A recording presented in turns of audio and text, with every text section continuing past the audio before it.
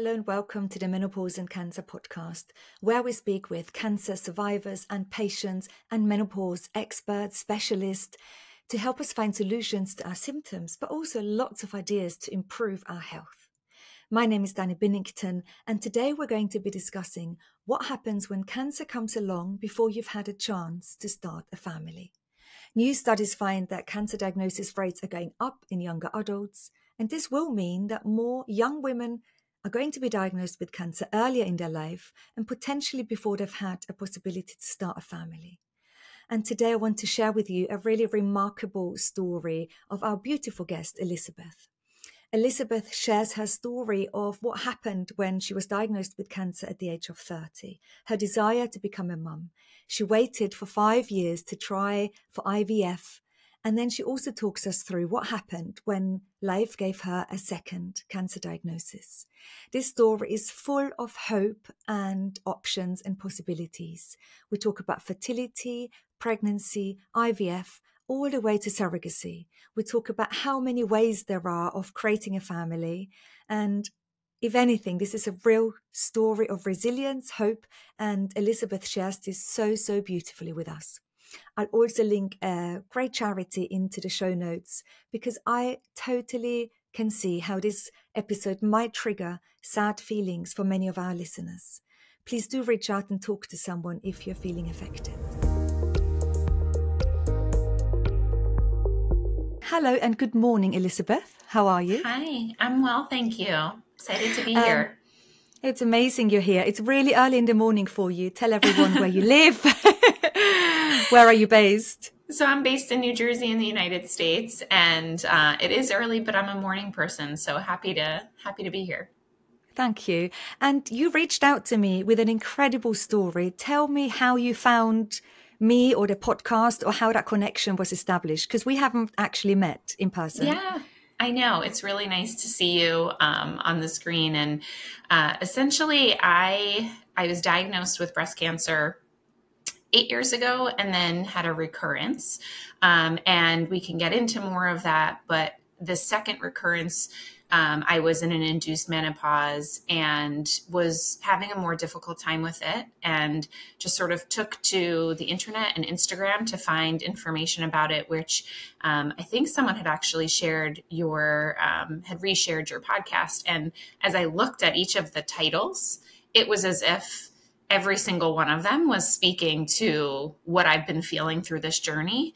And I'm young, I'm 38 years old, and to feel as if there was a community of people both asking the questions, but then a community of people who had answers to help really felt just really empowering and wonderful. And so I reached out to connect with you, one, because I was just so grateful that there was a platform for education and awareness around this, but then two, hoping that, there's some uniqueness to my story. And I hope that I can help someone else in the same way that I felt helped by the people who've joined in the past.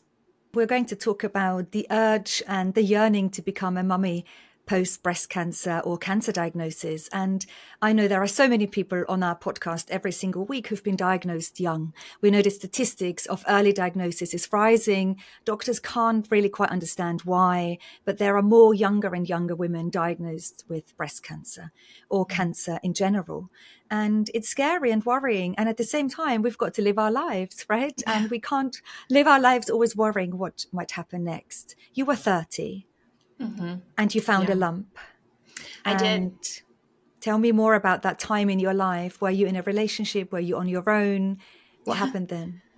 It's interesting. I was just turning 30. I had thrown myself a birthday party. I was single. I had just sort of purchased my first apartment on my own. I had been out of a breakup and I was feeling wonderful, right? Like I didn't feel sick. I think this is kind of a common story among a lot of people that you talk to. You feel super healthy. You're achieving your goals. I was in grad school. I had just landed my dream job. And I did feel a lump, and my first instinct was that I wanted to ignore it. And, I knew I couldn't. And, it very quickly materialized to, a mammogram, a biopsy, and then the diagnosis of an estrogen positive breast cancer. And it was scary because at the time, the doctor standing in front of me had kind of really quickly said, you're going to need chemotherapy and mastectomy, and really immediately. And I actually ended up getting a second opinion. And it obviously still was cancer. That wasn't what we were questioning, but the treatment plan ended up changing for me. So they had said, let's do the surgery first. And let's also talk about fertility options, which the first doctor hadn't brought up to me. And then let's test the tumor to make a determination on whether you need chemotherapy or not. And it turned out that I actually didn't. The onco level, it's called, was of a certain level that I actually didn't need the chemotherapy. So it was at this moment that I realized, wow, like, personalized patient care, where they're putting the patient at the forefront and really asking questions about what's important to you and your future, was really what was going to be important in my journey. And so when they talked to me about harvesting my eggs, as someone at 30 who was single and really wasn't sure what the future was going to look like for me, I was so grateful for that moment that they had really offered that to me. Yeah. And I've got goosebumps listening to you now, because whenever someone tells me about their diagnosis, it puts me right back into when I had the news. And I'm sure everyone listening to our conversation today is going to have some flashbacks of what happened to them. Some people look back with regret. They might think, oh, I wish I would have allowed myself the time for a second opinion. I certainly do. I definitely didn't have the calm or the guidance. We did go for a second opinion, but actually my second opinion was even more of a rush. Let's do more. Let's be more, let's take all of the lymph nodes. And it was maybe more drastic looking back than it would have been if I had gone with my first opinion. And so looking back, I think, gosh, I wish I would have had time. Everyone, a lot of people, looking back, you think I could have had a couple of weeks to decide and really get my head around, but I wanted to get rid of my tumor so quickly, like immediately. Mm-hmm. If someone had said, we can do it tomorrow, I take your left arm for it, I would have said, there you go for it. Mm-hmm. And so, there are these feelings, isn't it? Get rid, get started. And at the same time, your life would have been totally different if you hadn't gone through that process. And how amazing it worked for you like that. Yeah, I feel really lucky. I didn't have the sound mind to do it. It was actually my sister who said, like, take a second here. Why don't you go have some more conversations, which I'm really grateful for. And obviously because, I know we're going to talk more about this too, just this piece around being able to harvest my eggs, ended up not even knowing impacting this whole story, almost 10 years of my life in such a way. Hey, thanks for watching this episode. 73% of people who watch my podcast haven't yet clicked the subscribe button, and 11% haven't hit the button to turn on notifications. I want these conversations to reach as many women as possible who might need to hear them. So if you've ever enjoyed listening to this podcast, please hit subscribe now. And so you then had surgery first, and yes, you harvested your eggs. Like, can you talk us through that process a bit? Sure. But before you do, I just want to say to anyone listening who might have not had the chance, there are helplines out there. There are charities out there who help with that. And I will put some into the show notes, because I know this topic is so sensitive. And I know some people would have embarked on their treatment and they would have not had that opportunity. But I also know all of us will probably guide other people, and often young people, through these journeys. We're talking about our journeys perhaps. And so maybe this information can help us talk about it to someone else and help them, like your sister helped you, to say, take a moment, maybe get a second opinion, talk about your fertility and your options. What happens when you harvest your eggs just being diagnosed with cancer? Yeah, it's a really good question. I can remember sitting down across from the fertility doctor and saying, okay, we're going to do this. And she started to explain it. And the cancer hospital had a fertility specialist and then the actual fertility doctor. And what I noticed, and it's going to get at your earlier point, I said to the person, I know that there's so many different ways to make a family. Like, this is one avenue. I'm going to try my best to have a family the way that I was understand one to be, but I just know that there's so many different ways. And I think having that mindset really helped me enter this path forward of, okay, we're going to take the medications to go through IVF, harvest my eggs. I didn't have a partner. And so there wasn't the conversation around fertilizing those eggs. It was, let's try to do this. Let's try to do it quickly, right? So that we can continue to move on with your treatment plan. And so they harvested the eggs after the medication. I had a single mastectomy and reconstruction surgery. And then I started tamoxifen.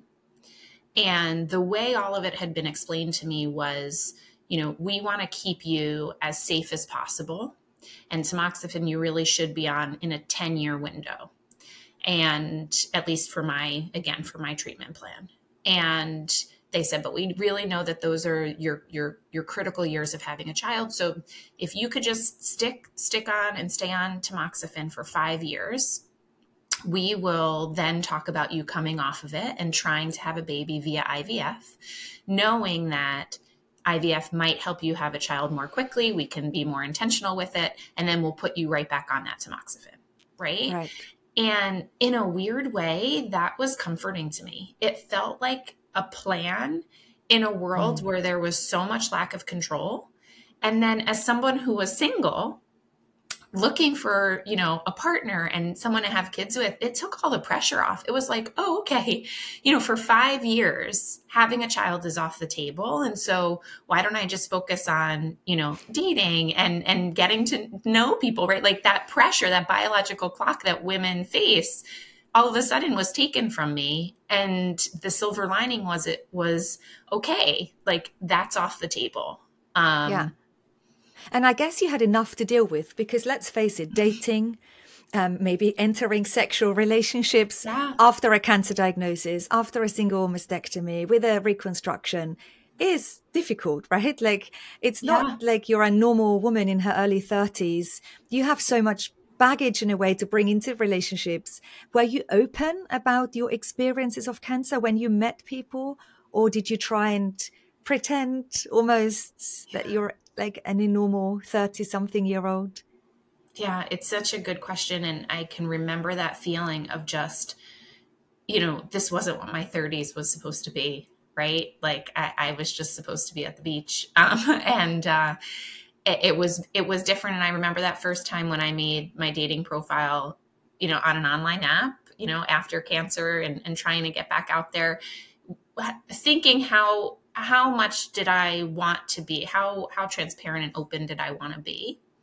And I realized, I wasn't going to withhold this information. It wasn't going to be, in my tagline, but it was going to be something that I was going to talk about because it's a part of me. It's a part of my journey. I didn't do anything wrong, right? Like it wasn't. And I figured if someone couldn't understand that, who was starting to get to know me, then they probably weren't going to be someone that I wanted in my life. And, I was fortunate to enter a relationship, a couple years after. And I remember that first moment in sharing this information and he was just mind boggled that it would ever be something that I was nervous about saying, but as a woman whose appearance had changed and had reconstruction, those things are just top of mind, of course. Of course they are. In a way, it's good to have a plan, isn't it? I remember in the early days before my treatment plan was put together for me, that was the worst time. Once you embark on a plan, however difficult it is, whether people rock up to chemo every week, every 3 weeks, whether it's surgery and then long-term endocrine treatment, to have a plan seems reassuring. It also means, though, you're waiting constantly. I feel with a plan comes the waiting game, because a plan has a beginning and an end, and there is a middle bit, and there is a bit, does the plan work? Is it sustainable to stay on this plan? Does it need to change? And I feel like as soon as we embark on that plan, there is a bit of a wait. Did you have that feeling of, I'm going to have to wait for 5 years now? Or how did that feel to you? Oh my gosh, waiting has been the theme. I didn't know, but waiting has been the theme of the last 8 years now. I didn't realize all that was going to happen, but yeah, I mean, for sure. But it also took on a different meaning, like a recognition that there is a waiting game. And sort of my mantra has been, you have to show up for the life that you have in front of you and not the one you thought you'd have. And I realized you can kind of sit here and be like, oh my goodness, everyone's getting married, everyone's having babies, like this was supposed to be me. Or you could say, what can I do for myself in this time of waiting, right? Like recognizing it is a period of waiting, but there's ways in which you can make that time richer for yourself. And I chose to say, well, I'll focus on my career. I'll be the best aunt that I can be. I will be a godmother and friend to these little babies that are coming into the world. And when I look back at all of the time, I think how lucky I am to have had these unique relationships with the children in my life, being completely child-free. And also just that ability to, again, focus on me and learn about myself. I've done a lot of therapy and self-reflection through this journey. And as an individual grew, just continue to grow. And so that's how I've chosen it. Listen, it's not to say that it's been easy, right? There's certainly days that are super frustrating and you just wonder, how come sometimes it's so seemingly easy. On the other side. Right. But, we also know that that's not true. Everyone's got, a period of waiting in their life. It just looks different. But it comes with a time where you mourn what you thought your future would look like. And think that is maybe true for all of us, whether people want to have children or not, whether even if we don't have big grand plans, as soon as your life changes and makes such a big detour, like a cancer diagnosis takes us on such a big detour, I definitely had this mourning of what I thought my life should be like. And even now, 10 years on, I sometimes mourn the carefreeness that life brought with it before my cancer diagnosis. And I haven't ever gotten back to that really super relaxed carefreeness. It's been different. Yeah. And then we mourn for things we've lost, relationships change and we lose breasts and we lose body parts and whatever hair and whatever it is that we lose. So there's a lot of loss. And I guess the reflection you've done must have really helped you to sort of understand that in a different way. Yeah. And, I think too, the second cancer diagnosis has really made me reflective of the journey and the loss, right? So whether it was... Hold your horses. Okay. Let's talk everyone through this. Okay. The 5 years came. Yeah. You waited for 5 years. Your doctor said, right, let's give a break on tamoxifen and let's try for the baby. Talk me through that process. Yeah. So if I take just a couple steps back, right? Like those 5 years actually, right? Like you're waiting, you're doing other things in your life. And I just was like, I think we're getting close to these 5 years, right? And so to give a current snapshot of where I was in my life, I had, again, out of a different breakup. And I had always imagined this year as being like, you get to come off tamoxifen, you get to try to have a baby. And that also came along with, I'll be married by then. I'll have met the person that I'm going to be with, right? And I realized that this plan that we speak of is hilarious, right? Because it's not really a plan. Like it's a loose, situation that we're trying to follow. But I started to get this thought where, I wonder if this is something that I should pursue on my own, right? Like if I really want a child, that's the number one thing. Should I think about having a child on my own? And it also just happened to be 2020. So there was nothing else going on, right? There was not, it was a global pandemic. I was living by myself. We took isolation very seriously in my family. So I went from having this huge, I have a very big family, very close. We live together, live within, very close driving distance in the same state together. And we went from seeing each other all the time to all of us just being in these small pods. And so I was alone, and I really started to look this thing in the face of like, this is it. This could be your life, right? Like, you can do this on your own. You can do a global pandemic on your own. You can navigate this. Would you consider kind of having this baby on your own? And the wheels started turning. I wanted to wait another year to kind of have the world stabilize before thinking about bringing a child into the world. So I celebrated 6 years of no evidence of disease.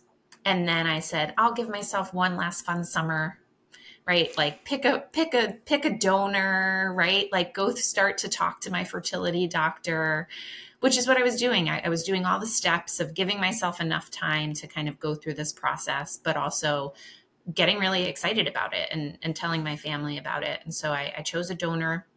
I fertilized my eggs, and I went through that process, right? Like and it was really empowering as a single woman deciding I'm going to have a baby, single mom by choice. I was starting to talk to other single moms by choice. I felt healthy. And I had an embryo transfer in December of 2021. And I found out that I was pregnant. But then just a few days after that, found out that it was an ectopic pregnancy. And obviously this was devastating, right? Like it did honestly bring me back to being diagnosed in the sense of just lack of control of what a result can bring. And, it was awful. And because it was an ectopic pregnancy and the medicine that they needed, they said, there's this 3-month period of waiting before you can try again. And it was again, like, okay, here's this waiting game, right? But before you go into that next waiting game and that sort of second 6 years of planning and hoping, 6 years of waiting for this chance of having that embryo transfer were shattered, right? It's such a heartbreak, such a heartbreak. Yeah. I mean, that was, in a way, and I've shared this. I have a wonderful oncologist, and I've shared this with her. Like, in a way, like finding out that I wasn't pregnant was harder than finding out that I had cancer. Yeah. It just felt, I don't know whether you feel like it's owed to you somehow, right? Like to not have this kind of bad news 2 times in a row, like to, but obviously the more I've looked into infertility and all that follows, you realize it's very common infertility and cancer they go hand in hand often. Right. And of course, I didn't anticipate it. And, no. It was truly the dreams that you were dreaming really do, kind of poof into the air. Yeah. And I think this is one of the biggest things. Cancer comes with so many surprises. And it's good that we don't know all of them, because some happen to us and some don't. Infertility happens to some and not others. Some are put into chemically induced menopause for 10 years. They've got no Scooby-Doo when that happens, and that it might go on for such a long time and that there's so little support. We don't know what long-term side effects are going to really impact on us. We can only be the best equipped to deal with them when they get thrown our way. So you then embarked on another thinking, I'm going to wait for 3 months and I'm going to try again. Was that the next plan? It was, yeah. And to your point, like around knowing, it's good that we could not possibly know. Yeah, I think so. Yeah, I think so. If someone told me that, like, we would all kind of have these steps in our lives, anything, right? Like you could cancer, not cancer. I think you'd go nuts kind of thinking about all the things that are about to come, right? So I was like, I'm going to make my body a temple, right? Like I exercise. I'm a pretty fit person to begin with, right? Like mentally I need exercise, but I eat well.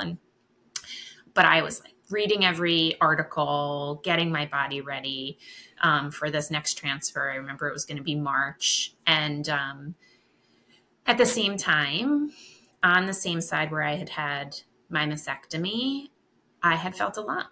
And I was like, no, right? Like, I had a mastectomy here. Like, this is probably just leftover from the IVF medication, you know, but I also knew enough to not, you know, prolong a conversation around this. And gosh, it was winter, and there were so many actual winter storms that I remember shoveling my driveway to get out of the driveway to get to these doctor's appointments, right? Like, it wasn't easy to say, I'm going to go to these doctor's appointments. And they were like, we think it's nothing, right? But because of your history, we're going to keep testing. We're going to keep testing. And, you know, 1 month after finding out that I wasn't going to carry this baby, I was also finding out that I was being re-diagnosed with breast cancer, which was a shock. Yeah. I interviewed for a job that day at my company, and I knew I was going to get the results, and it was virtual, right? Like, we do everything on Zoom. And I remember thinking, I finished the interview. I was like, that went great. Okay, awesome. Now I just need to hear from the doctors. Yeah. They're going to tell me everything's fine. Like, it was so out of, I really didn't think that I was going to be re-diagnosed. Yeah. It wasn't possible to believe. Yeah. It wasn't possible to believe. And then you have to get your head round the disbelief. Yeah. And embodying that reality and what that Yeah. meant. Yeah. I'm so sorry, because I feel so engaged and emotionally attached to every single listener of ours. I really do. All the stories I have sent in to us, my own story, my family's story. I feel there is so much pain and suffering in this world with young people, with our hopes and dreams. And we show up so much and we do our best and we try so hard. And yet life can be so cruel. Yeah. Yeah. I mean, how you then managed to go from then to today, where you feel so brave to even speak to me about all of your experiences. I don't know, where has your strength come from to deal with that double whammy? And what was the plan? The next plan? Was there another plan? There's always a plan, right? Like, I reframe things constantly, for better or for worse. And, you know, an exercise that I've tried with therapy is actually to, like, sit in the yuck sometimes, because maybe sometimes I move on from it too quickly. I quickly reframe. But, you know, in the same conversation that my doctor was at, was, you know, letting me know that this was cancer. And the good news is, like, likely localized, you know, we'll do a scan, but, you know, likely localized. I remember same exact conversation. I said, okay, what does this mean for me being a mom? And it was there that she first said to me, you know, have you ever thought about surrogacy? Would you consider surrogacy? And just like, you know, IVF was introduced to me at age 30 as something you'd have to do, I sort of heard those words as the same thing, you know, like, okay. All right. Like, okay, you know, there's probably lots of benefits to not getting pregnant. Right. And I couldn't handle thinking about that just yet. Right. So yeah. And my doctor was so great. She was like, you're probably going to have a lot of questions. It's a Friday afternoon. If anything happens, like, call me. Right. She's the best person in the world. We've had this relationship now, right, for 7 years at this point. And, you know, over the weekend I called her and I said, okay, I thought I was okay, but I need you to walk me down, like, the worst case scenario. Like, I need to hear what happens if this is all over my body. What happens, right? Like, walk me through what happens. And she did, which, you know, I needed that. Maybe not everyone is going to handle it differently, but I needed to kind of hear, what are my options if this goes fabulously well? And what are my options if this goes, you know, horribly, or in the worst way that we can imagine? Yeah. Because, you know, this this word plan keeps coming up in this conversation, right? Because then I could wrap my head around it, and I could think about what is the plan that I can build into the situation that I'm facing. Personally, I never dared to ask the questions, what if anything doesn't go to our first plan, because I was so worried of the answers. Mm-hmm. But what happened for me then, my mind was making up the worst case answers, and they probably were much worse than what my doctors would ever told me. And so I was making up all these monster scenarios for a long time in my head. So I think you're amazing for asking the worst case scenario question. And it just shows that we're all so different in how we navigate these life traumas. Yeah. I think you're there stronger is no right because or wrong. I had one weekend, not even a weekend. I had one night of those monsters in my head. And I was like, no way, somebody's got to talk facts to me, because it felt too wild to continue to imagine, you know. Yeah. That's a really good description. It was wild thoughts we have sometimes. So then your treatment for that secondary or second diagnosis, local recurrence. Yeah. So I had another surgery, same side, really not that invasive, honestly, because it was small. It hadn't spread, right? Like, we did tests, we got all that good news, removed it. Healing was pretty seamless, actually. And in this time, they said, you'll have radiation, and then we'll do the Lupron injections and letrozole at the time to put you, which is I get this wrong all the time. Aromatase inhibitor. Yes. Thank you. To put you into an induced menopause.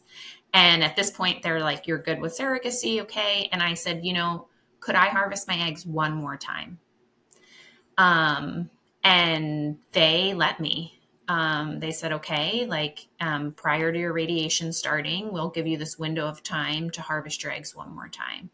And for me, that just felt, like a blessing, just in case, I don't know, like a just in case basket. I felt like the world had given me so many reasons to have a just in case plan or a backup plan.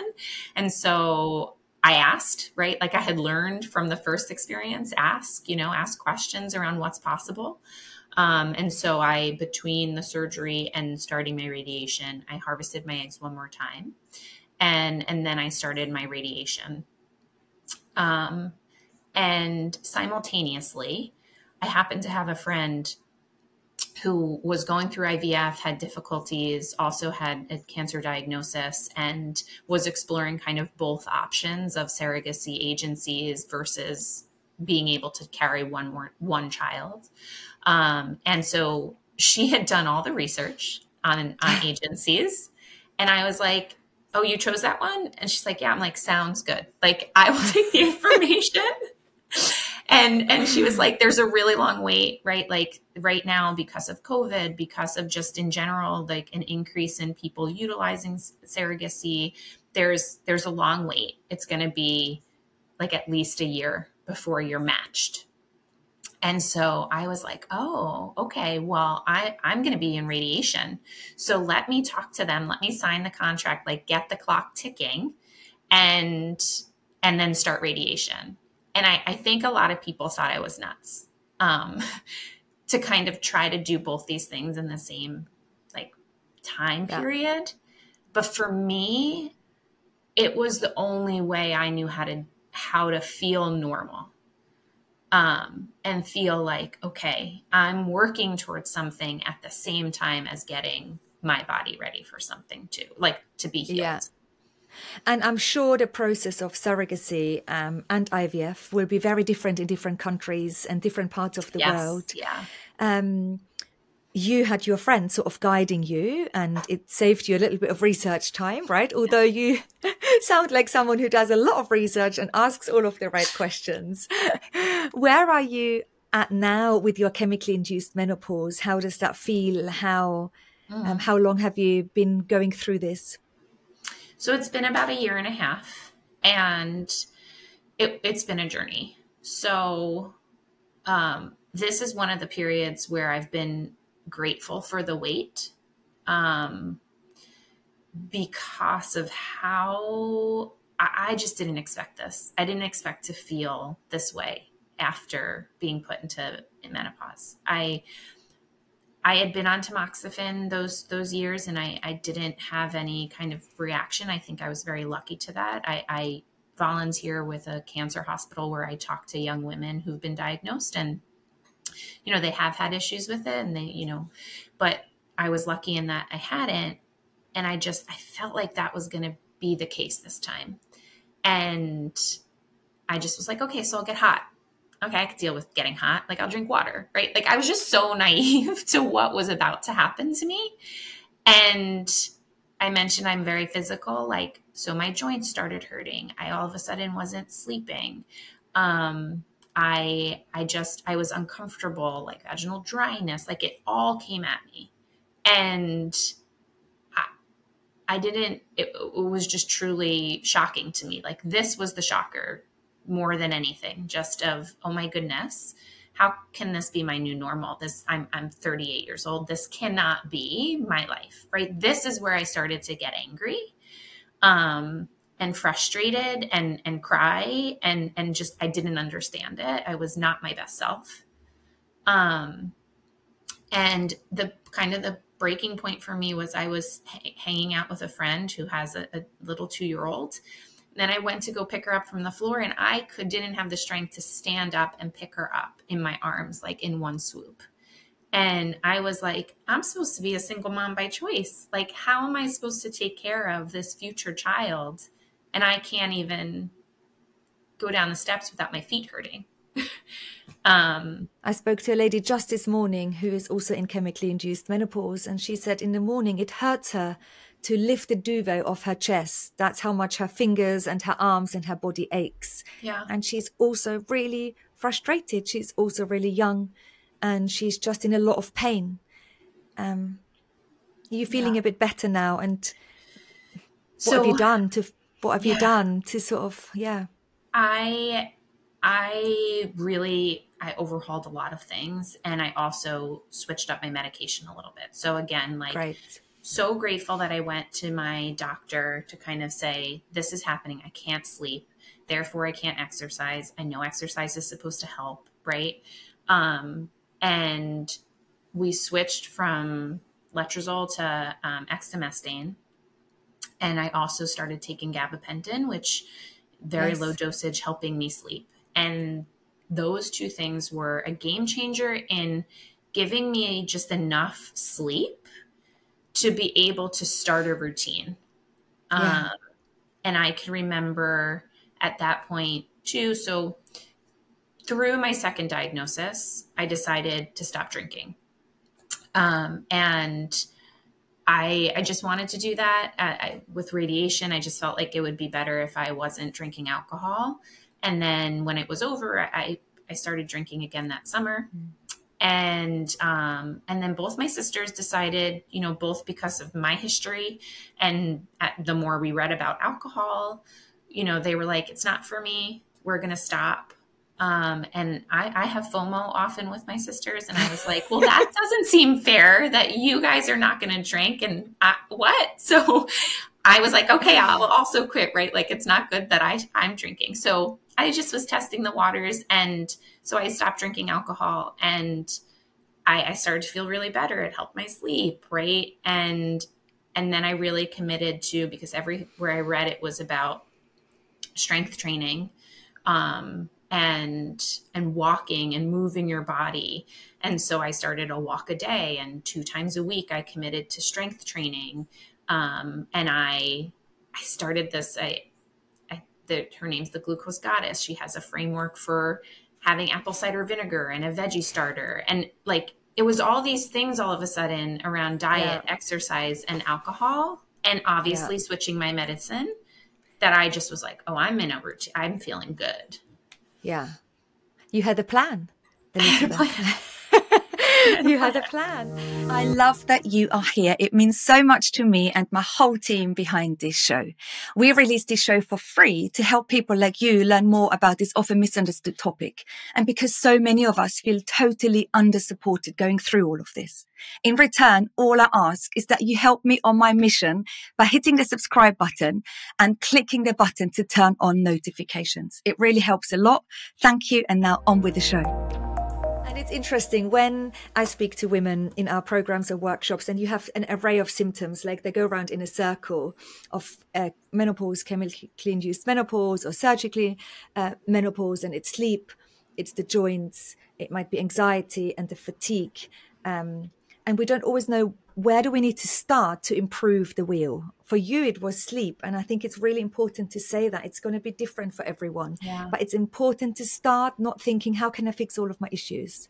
But how can I start with one of those symptoms that reoccur every day so that when I improve this one, it has a positive effect of others. And for you, it was you improved your sleep. It got you out of bed a little bit more energetically. You could then maybe cook for yourself, prepare those veggie starters, move again. And so it's interesting, isn't it? Some people might have to start with getting rid of their joint ache so that they can regain a little bit of an access to exercise again. Yeah. But I think sometimes women think they've got to fix it all to feel better. But what I'd like to say is, it's okay to start with one part and other pieces often fall into place. Yeah.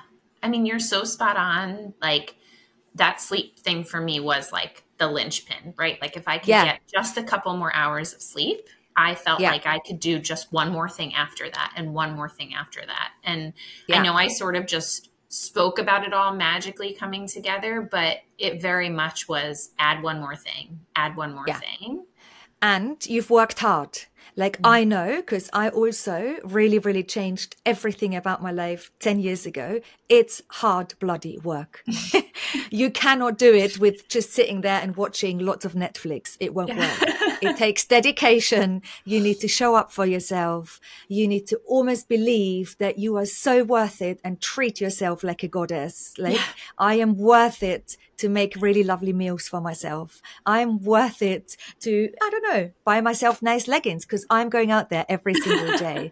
We just need to really think. And it's a lot of work and dedication. Sometimes people have the family and the kids and elderly parents and jobs. And it's really hard to put that attention into ourselves. I totally get it. But it's overwhelming when we think we have to change it all. And it's much more doable when we think, out of everything that is going on for me right now, if I could improve one thing, who can help me improve that thing? It might be a doctor, like you had access to medication through your doctor, gabapentin helped you. It might be an antidepressant for someone else. It might be melatonin for someone else. It might be a switch of medication. What is the one thing that we can do now? And I think that's enough, right? Yeah. And the conversations, right? Like being vulnerable enough to consistently advocate for yourself to say, like, I still feel this way, right? Like, I still don't feel great based on this treatment plan. Like, what are my options? And I'm grateful that my oncologist has, created that space for us to have that conversation. I recognize that that's not the case always in our healthcare system, but just continuously asking that question of like, okay, I'll give something 3 months, but like, I'm still going to come back and say, I feel XYZ if this isn't working for me, right? Like, what's this balance of keeping me safe, but also ensuring that I have a quality of life at age 38, right? At any age, right? Any age. We've been through so much. Yeah. You've been through so much already. It's so important that we show up for ourselves, but also be able to sit in a body that allows us to enjoy life. It's really important. Where in your surrogacy journey are you? You said there is a wait and it takes a long time at the moment to be matched. I didn't know you had to be matched. Yeah. So where are you at in that process? So it took a very long time. It was about a year and a half of waiting. But the good news of that was I did get to, really focus on myself. When I look back, I think had it all kind of happened overnight for me, I would have obviously welcomed it, but I look back and I'm grateful for the time that I had to kind of figure out some of these pieces before there's a world where I'm not sleeping again. And I was matched with a surrogate on Father's Day of this year, which felt special, right? And you Zoom, you meet one another, you go through a medically clearance, process, which also takes some time, and then you draw up a contract. And so this process, this window of time, typically takes 3 to 4 months, or at least it did in my case. And then you start an IVF cycle with your surrogate. So that's where she is. She's currently in her IVF cycle right now. She's getting her blood tested. She's doing all the things I did, and then we are hoping for an IVF transfer of an embryo in the beginning of October. So we'll know. I almost can't bear to wait with you now. Yeah. You have to promise me to come back onto the podcast, whatever happens in a year or 18 months time or 2 years time or whenever, and continue the story. Yeah. You're on another plan. There is more waiting. There is. I can't wait but think the empowerment for us women after having gone through, generations and generations of having put down by our society and by men, by having, not really always chosen our path. Mm. You are really, really, really choosing your path. And against all obstacles, you're choosing to go down this path. And I've got goosebumps thinking, wow, I'm excited for this next generation of women. You are leading the way. I was so lucky. I was diagnosed at 33 and I had my children. I had 3 children by then. If I had been diagnosed at 30, like you now, I might be in a similar situation and navigating the possibilities perhaps of ever having children myself. And so I know life can just take us into all these different directions, but I'm thinking of the next generation, and sharing your story gives me so much hope that this next generation of women out there is going to be as empowered as you in creating this total agency over becoming parents, choosing to become a parent, at what point, and through it, whichever way. Like you said earlier, there are many ways to form a family, and you're on one path. Yeah. And that could change too, right? Like the reason is I've opened up all these pathways in my brain of right now I have embryos. That might not be the case, right? Like you could look into donor embryos. We're living in a time, fortunately, where there's so many true options to become a parent. And I'm super grateful for the science and people who dedicate themselves to making this a reality it truly takes a village. Like it gives a new meaning to the village that helps to raise a child, but also that takes a village to bring that child into the world. And I'll say, you talked about buying nice things for yourself. I'll say, I just purchased a ring for myself because I thought, well, I'm entering this on my own. I want to treat myself to a ring. And I chose a piece of sea glass to make a ring out of, because when I look at sea glass, I recognize it starts off as something and it goes into the ocean and it just gets tumbled around and it's beaten up and it swirls and it swirls and it swirls and the waves keep coming and you don't feel like you're going to be able to come up, and you come out on the other side and it's still beautiful. And so I have chosen that as sort of my representation of this journey that continues.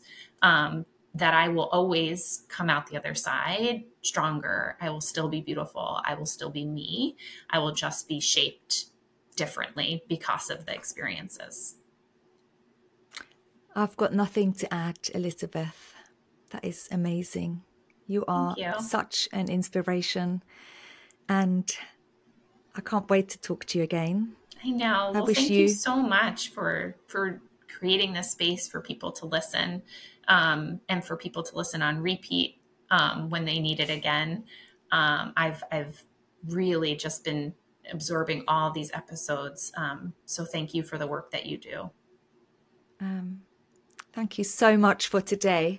You're welcome. I'm so glad we have met. And when you said it takes a village, I always think, wow, if my journey had been different, I would have never met these incredible people. And one of my daughters once said to me, "Mummy, would you go back and rather not have the cancer?" And when she asked me, I said, "Yeah, of course. Gosh, I'd rather go back and never having had that cancer diagnosis." And now sometimes I look back and I think, wow, I've met all these amazing, amazing people, and every single connection is truly special. And I'm so grateful for that I don't know what I'd quite answer sometimes. Today is one of those days. Thank you, Elizabeth. Thank you. What a remarkable story, and what a remarkable woman Elizabeth is. And if you are sitting at home, maybe you're out for your walk, maybe you've joined their walking challenge and you're out there and the leaves are rustling round your feet and you've walked yourself into the autumn and you're thinking, I would also like to share my story on the Menopause and Cancer podcast with Dani, then do reach out to us. I was so touched when Elizabeth reached out to us and when she wanted to share her story. It's a real story of vulnerability, but also hope. And I think that's exactly what I want to discuss here on the podcast. We want to talk about all of the options we have to improve our symptoms, but we know so much more comes with a cancer diagnosis, comes with menopause than just physical symptoms. It is such a big array of mental and emotional impact that this life change has upon us. And I would love to discuss it all with you. So do reach out to us. And if you've been walking for a few weeks with us, then I hope you're really enjoying the walking challenge as much as I do. And as much as I can see people on social media and in our Facebook group popping in and sharing their beautiful pictures of their beautiful walks. I certainly feel stronger already. I feel I'm really boosting my immune system this autumn by being out there more. It's giving me a real grounding feeling. I just love watching the seasons change. And in fact, I'm looking out the window now and I just think, when I look at nature and when I look at trees, this is kind of like what sums up my experience of menopause after cancer for me. Nothing ever stays the same. Everything is transient. Like at the moment, the trees are almost bare of leaves and they're definitely heading towards that direction. And then everything is going to calm down. The world is going to start to go to sleep until it wakes up again in spring. And this is kind of like the cycle I feel I go through when I manage my symptoms, when I'm sometimes more engaged and sometimes less engaged in how I'm managing my menopause since my oophorectomy and since my cancer diagnosis. And yeah, so reach out to us if you want to come onto the podcast, but also I hope you're really enjoying the walk, and I hope you also felt as moved by today's episode as I was. And thank you again, Elizabeth, for joining us.